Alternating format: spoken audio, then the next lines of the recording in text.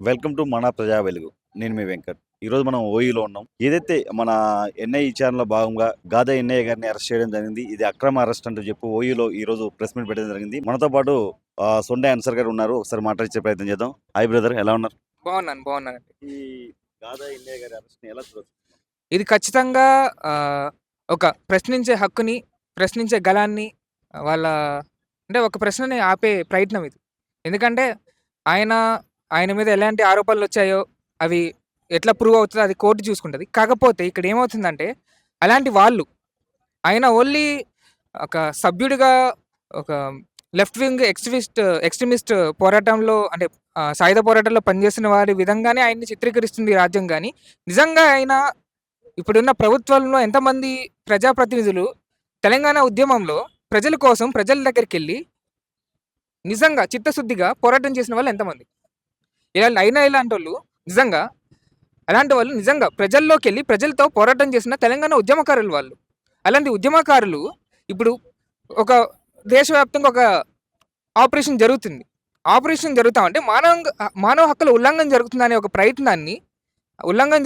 విషయాన్ని ప్రజల్లోకి తీసుకెళ్తా ఉంటే దాన్ని మీరు అదే ఎక్స్ట్రీమిస్ట్ విజన్ని ఈయన పట్టుకెళ్తున్నారు. ప్రజల్లోకి ఒక ఫాల్స్ ఐడియాలజీని తీసుకెళ్ళి ప్రజల్ని రాష్ట్రానికి వ్యతిరేకంగా మభ్యపెట్టే ప్రయత్నం చేస్తుందని ఒక ఆరోపణతో ఆయన ఎన్ఐఏ వాళ్ళు ఆయన్ని విచారణ చేస్తూ ఆయన్ని ఒక అరెస్ట్ చేసే ప్రయత్నం జరుగుతుంది కూడా. దీన్ని నిజంగా యాజ్ ఎ ఉస్మానియా యూనివర్సిటీ విద్యార్థిగా అండ్ ఆల్సో ఒక లా విద్యార్థిగా నేను ఖచ్చితంగా దీన్ని వ్యతిరేకిస్తాను. ఇది అంటే వెల్కమ్ చేసేది కాదు. ఎందుకంటే దేశంలో ఎందరో ప్రజల కోసం నిలబడితే వాళ్ళకేసే ముద్ర యాంటీ నేషనల్. ఇదేనా? రాజ్యాంగం పట్టుకొని మనము ప్రజా హక్కుల్ని కాపాడాలి, ప్రజలందరికీ సమాన హక్కులు ఉండాలి, వాళ్ళ కోర్టులు ప్రజాప్రతినిధులు జవాబుదారీగా ఉండాలి, కోర్టు అనే వ్యవస్థ ఖచ్చితంగా ప్రజలకై జడ్జిమెంట్లు ఇవ్వాలనే విషయాన్ని మనం ప్రజలకు తీసుకెళ్తే యాంటీ నేషనల్ అని వేస్తారు ముద్ర. అది ఎన్నాటికి అది నిజమైన స్టేట్మెంట్ కాదు. అది ఆయన చేసేది ఏదుందో దాన్ని ఖచ్చితంగా మనము ఆయన చేసిన పోస్ట్ వర్క్స్ చూడండి, ప్రజల్లోకి వెళ్ళి పనిచేస్తాడు ఆయన.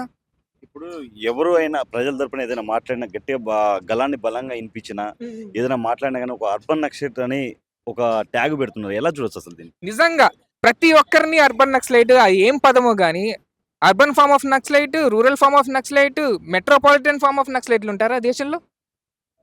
నిజంగా ప్రజాస్వామిక దేశంలో ఉన్నాం కాబట్టి మళ్ళీ చెప్తున్నాము. మేము ఇంతకు ముందు ఉస్మానియా మన ఆర్ట్స్ కాలేజ్ ముందలే ఎన్నో డిబేట్లు చేశాము, ఎన్నో సెమినార్లు పెట్టాము. నక్సలిజం అనేది మంచి పందా కాదు అని మేము ఎన్నోసార్లు చెప్పాము విద్యార్థులుగా. ప్రజాస్వామిక దేశంలో మనం ఓటు ఆయుధంతోనే మనం పోరాడదాము.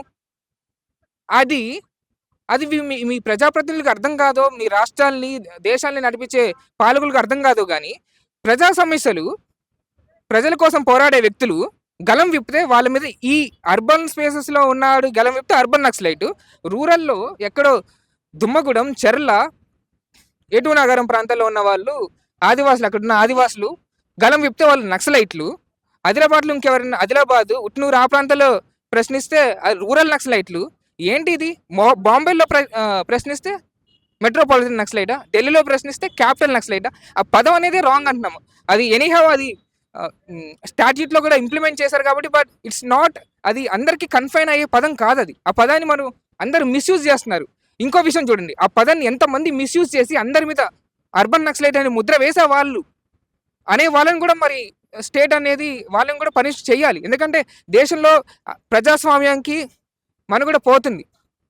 విచ్చలవిడిగా రాజ్యాన్ని ఉపయోగించి ప్రజల్ని మభ్యపెట్టి వాళ్ళ హక్కుల్ని హరించే ప్రయత్నం జరుగుతుంది. దానికి వ్యతిరేకంగా జరిగే ప్రజా ఉద్యమాలైనా, విద్యార్థి ఉద్యమాలైనా మీరు ఆపలేరు, అవి ఆగవుగరు. ఎందుకంటే మీరు చూస్తున్నారు కదా, గత 70 ఏళ్ళగా కానీ ఎక్కడైనా కానీ ఎక్కడ ఏ మూమెంట్ జరిగినా అది నిజాయితీమైన మూమెంట్ జరిగితే ఖచ్చితంగా ఈ ప్రభుత్వాన్ని గద్దె దించే మూమెంట్లే అయ్యాయి అవి. మీరు కూడా తస్మాత్ జాగ్రత్త. ప్రజల జీవితాలకు కానీ ప్రజల పోరాటాలకు కానీ మీరు రాంగ్ పేరు పెట్టి వాళ్ళని ఖచ్చితంగా మొరల్ దెబ్బతినే ప్రయత్నం చేస్తే ప్రజలే మీ కంకణం కట్టుకుంటారు అని మేము చెప్తున్నాం. గాదా ఎన్ఐఏ గారు రేపు 16వ తారీఖున విచారణకు రానున్నారు. ఆయనకు బెయిల్ దొరికే అవకాశం ఉందంటారా? అది దొరకాలనే అనుకుంటున్నాం. ఎందుకంటే అలాంటి వ్యక్తులు చాలా అవసరం మనకి. తెలంగాణ ప్రజానీకానికి, తెలంగాణ సమాజానికి. ఎందుకంటే అలాంటి వ్యక్తులు ఉండరు గదా! ఆయనకి ఒక చెయ్యి లేదు. అయినా సమాజం కోసం పోరాడుతున్నాడు. తెలంగాణ ఉద్యమకారుడు కదా, ఉద్యమకారుడు. అలాంటి ఉద్యమకారుల్ని మనం పోగొట్టుకోవాలా? గద్దరన్న లేడు. హ్మ్.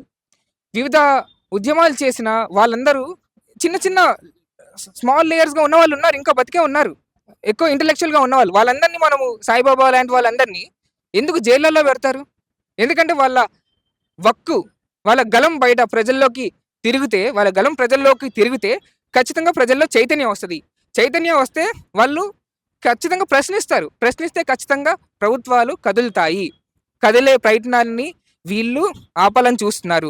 ఏదైతే ఇప్పుడు మళ్ళీ నెక్స్ట్ హియరింగ్ ఉందో, హియరింగ్‌లో కూడా వాదోపవాదాలు బట్టి జడ్జ్‌మెంట్ ఉంది. మనం జడ్జ్‌మెంట్‌ని మనం ప్రకటించేవాళ్ళం గాదు. మనం పాస్ చేసేవాళ్ళం కాదు. కాకపోతే వస్తేనే మంచిగుంటది. ఎందుకంటే మనం ప్రజాస్వామ్యంలో ప్రజా హక్కులు కాపాడేవాళ్ళు, ప్రజల హక్కుల గురించి మాట్లాడేవాళ్ళు ఉంటే బావుంటుందని అనుకుంటున్నాం విద్యార్థులుగా. ఏదైతే ఇప్పుడు ఆపరేషన్ కగార్ అని చెప్పి అమిత్ షా గారు మాట్లాడడం జరిగింది. ఎన్కౌంటర్స్ జరుగుతున్నాయి.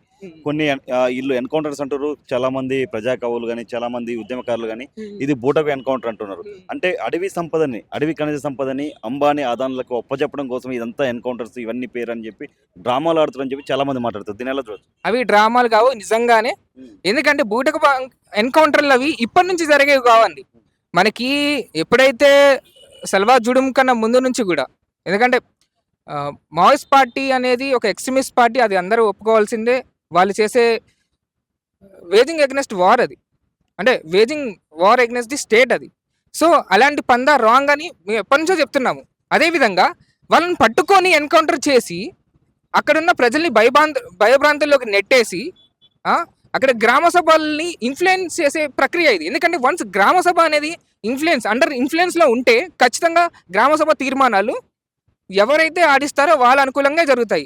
ఒక కార్పొరేట్ వాడు వచ్చి గ్రామ సభ తీర్మానాన్ని ఇన్ఫ్లుయెన్స్ చేసి వాళ్ళ అనుకూలంగా తెచ్చుకుంటే ఖచ్చితంగా వాళ్ళు తవ్వుకుంటారు. కానీ ఇప్పుడు